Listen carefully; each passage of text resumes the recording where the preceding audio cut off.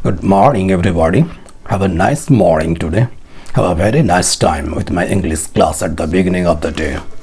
Welcome. You are most welcome to my digital classroom, your spoken English class. Spend just 2 or 3 minutes a day here in my class and be a fluent English speaker very shortly. Today I will read 2 beautiful stories with 2 beautiful lessons for all of us. Try to follow me. Yes, with all your attention.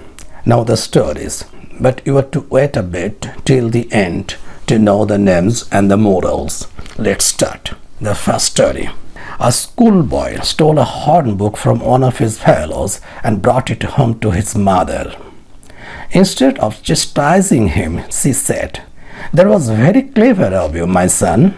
As the boy grew older, he began to steal things of greater value until at length, being caught in the very act, he was arrested, tried, found guilty, and sentenced to be hanged.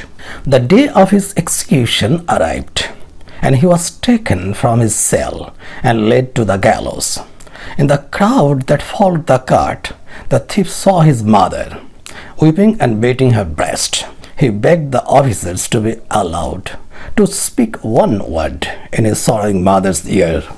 When she came near and inclined her head to hear his last words, he suddenly bared his teeth and beat her savagely in the lobe of her ear. All the bystanders were horrified and pushed forward with threatening gestures toward the thief. They could not understand such inhuman conduct of a son toward his mother. Then he cried out, "You think me a brute, and I am.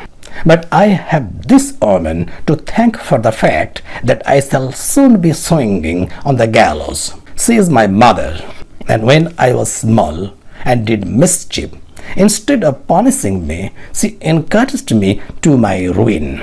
The name of the story, The Thief and His Mother. The moral, spare the rod and spoil the child. The second story.